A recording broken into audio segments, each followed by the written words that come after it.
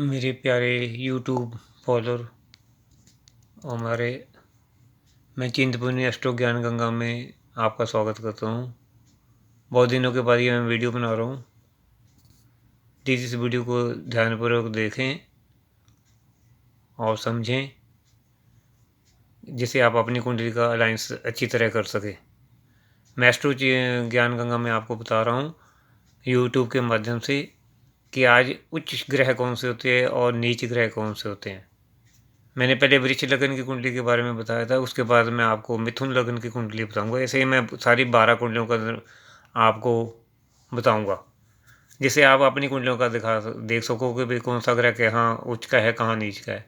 जो उच्च ग्रह होते हैं वो हमें पॉजिटिव रिजल्ट देते हैं, जो नीच ग्रह होते हैं हमें नेगेटिव रिजल्ट देते हैं। उनका देखना होता है वो किस घर भाव में बैठे हैं। भाव के माध्यम से पता चलता है वो अच्छे हैं या बुरे।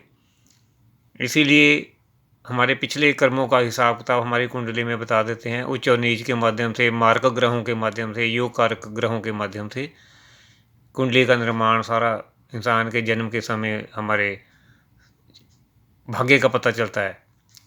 इसलिए जो 9 प्लैनेट है, 12 वैसे तो 12 प्लैनेट है, पर 9 प्लैनेट हमारी कुंडली का पूरा देख रेख करते हैं, हमारी बॉडी का देखते हैं। ब्रह्मांड में जितने भी ग्रह बैठे हैं उनमें से राहु केतु छाया ग्रह हैं, जिसके माध्यम से आप समझ सकोगे भी हमने जो शनिदेव है एक जस्टिस की पदवी दी हुई है, उनको राक्षस ग्रह भी कहा जाता है। राहु केतु इनकी छाया है। इसलिए जो पापी ग्रह होते हैं, जिसमें बाकी तो देव ग्रह होते हैं, पापी ग्रहों में आगे राहु केतु शनि और शुक्र, इनको पापी ग्रहों में गिना जाता है। इसीलिए ये अच्छा फल देते हैं जो अच्छे घरों में बैठे हों। अपने घरों में, अपने घर में बैठा मालिक अपना होता है, इसीलिए इनको घरों का फल भी हमें वैसा ही मिलता है। इसलिए उच्च ग्रह मैं आपको बताऊंगा कौन कौन से होते हैं और किस घर में जाके उच्च ग्रह।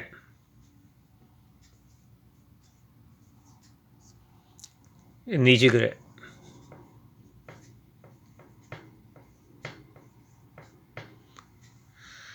देखो जी, पहला घर मेष लगन का है। ये कुंडली मेष लगन की है। इसमें पहले घर में दूसरा घर है, तीसरा घर भाव है, चौथा घर है राशि है कर्क लगन की, पांचवा घर सूर्य लगन, छठा घर कन्या लगन, सातवां घर शुक्र लगन शुक्र, आठवां घर हमारे वृष्ट हाउस होता है, नौवां घर भाग्य का होता है, 10वां घर हमारे क्रम स्थान का होता है, 11वां घर हमारे लाभ हानि, जो भी हम कमाते हैं जीवन में उसका होता है, हमने क्या अच्छा कमाया क्या बुरा। 12वां हमारा खर्चे का होता है, विदेश सेटलमेंट का होता है। इनमें बैठे ग्रह अब देखने होते हैं कौन से उच्च के होते हैं। देखो, पहले घर में सूर्य उच्च का होता है। जिन इंसान के पहले घर में सूर्य होगा, ये 1 नंबर कहीं भी हो सकता है, उसमें सूर्य बैठा होगा तो उच्च का होगा। मैं उच्च ग्रहों के बारे में बता रहा हूँ। और 2 नंबर में चंद्रमा उच्च के होते हैं। 6 और 8, 12 में ये नहीं होने चाहिए, फिर ये मारक हमें नेगेटिव रिजल्ट देंगे। इन घरों में बैठे दूसरे में, 5वें में, 7वें में, चौथे में, 10वें में, 11वें में, 9वें में, अगर कोई भी नंबर लिखा हो, बैठा हो, सूर्य बैठे हो 9 नंबर में, तो अच्छा फल देंगे। अगर कहीं भी 1 लिखा हो, वहाँ सूर्य उच्च के होंगे। 2 नंबर में चंद्र के उच्च के होते हैं, किन्हीं घरों में कहीं भी हों। भाई 6, 8, 12 और में नहीं होने चाहिए कोई भी। और उसके बाद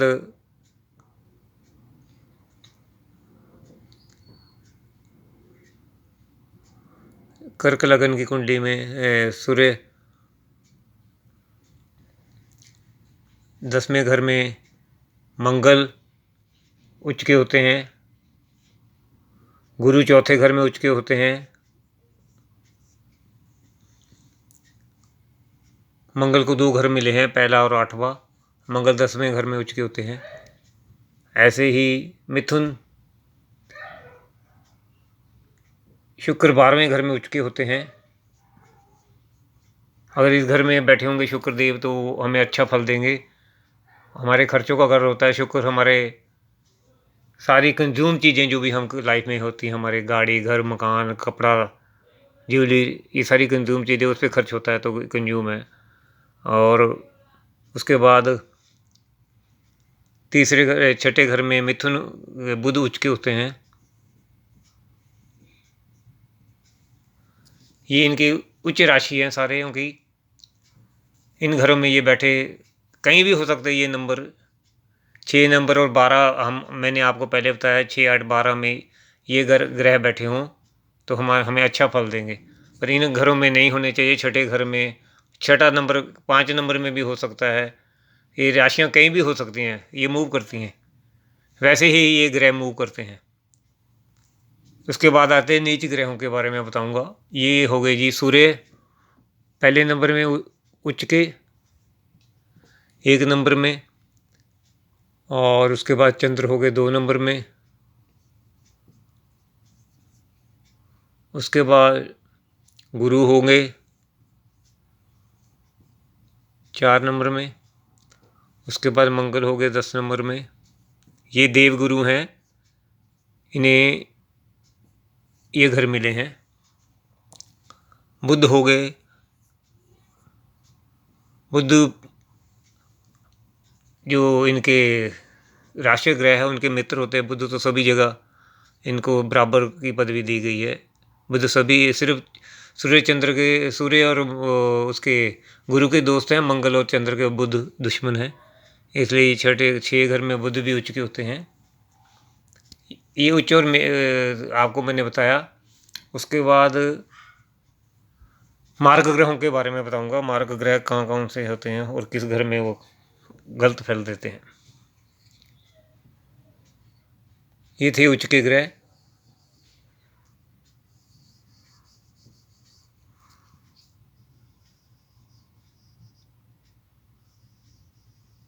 जिसकी कुंडली में इन घरों में बैठे होंगे वो देख लो मारक है कि योग कारक है।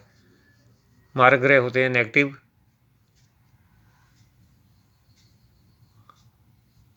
अब मैं आपको मार्ग ग्रहों के बारे में बताऊंगा। मेष लगन की कुंडली में मार्ग ग्रह कौन कौन से होते हैं। चंद्र 8 नंबर में मार्क होते हैं। 7 नंबर में सूर्य मार्क होते हैं।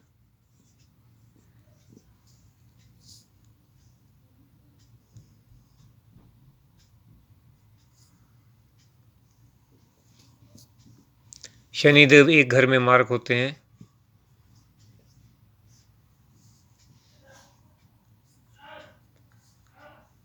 मैंने आपको पहले बताया था शनिदेव 1 नंबर में मार्क होते हैं, और 7 नंबर में शनि देव उच्च के होते हैं योग कारक में। 7 नंबर में शनिदेव उच्च के होते हैं, ये मैं भूल गया था, सॉरी। अब वो मार्क ग्रहों के बारे में बता रहा हूँ। शनिदेव 1 नंबर में मार्क होते हैं। सूर्यदेव 7 नंबर में मार्क होते हैं। चंद्रदेव 8 नंबर में मार्क होते हैं। राहु केतु भी 8 नंबर में मार्क होते हैं। राहु अगर 180 डिग्री पे बैठे हों आमने सामने, राहु 8 नंबर में मार्क, 9 नंबर में मार्क होते हैं। और केतु भी 3 और 2 में मार्क होते हैं।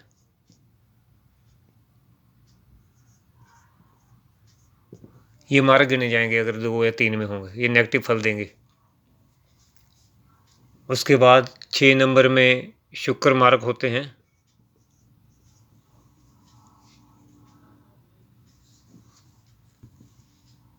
और शनिदेव, सूर्य, शुक्र, चंद्र, गुरु 10 नंबर में मार्क होते हैं। मंगल 4 नंबर में मार्क होते हैं। बुध 12 नंबर में मार्क होते हैं। अब बता दूं, शनि 1 नंबर में अच्छा फल नहीं देंगे। मंगल मंगल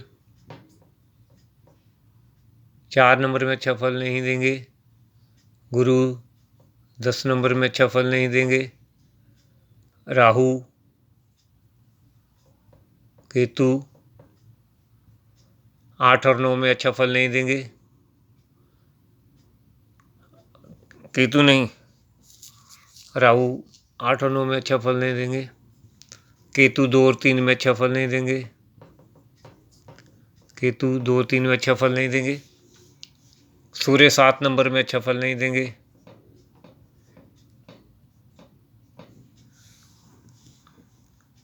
बुध 12 नंबर में अच्छा फल नहीं देंगे,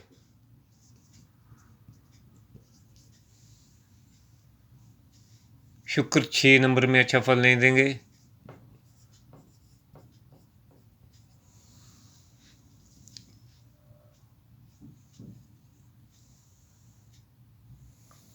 ये है मार्क। इन घरों में अच्छा फल नहीं देंगे, जहाँ भी बैठे कुंडली में ये हमें नेगेटिव फल देंगे। जब इनकी दशा और महादशा चलती है तो हमें ये नेगेटिव फल देंगे, क्योंकि चंद्र 2.5 दिन पर अपनी राशि बदलता है।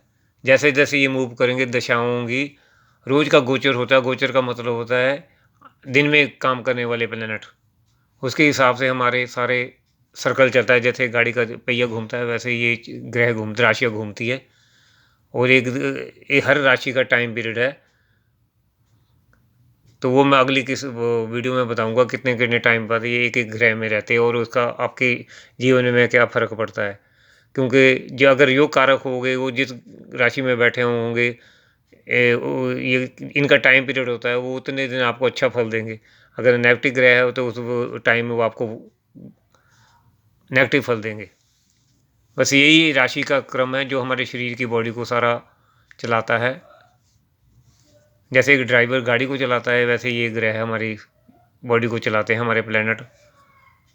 इसलिए ध्यानपूर्वक अपनी कुंडली को रीडिंग करें और समझें।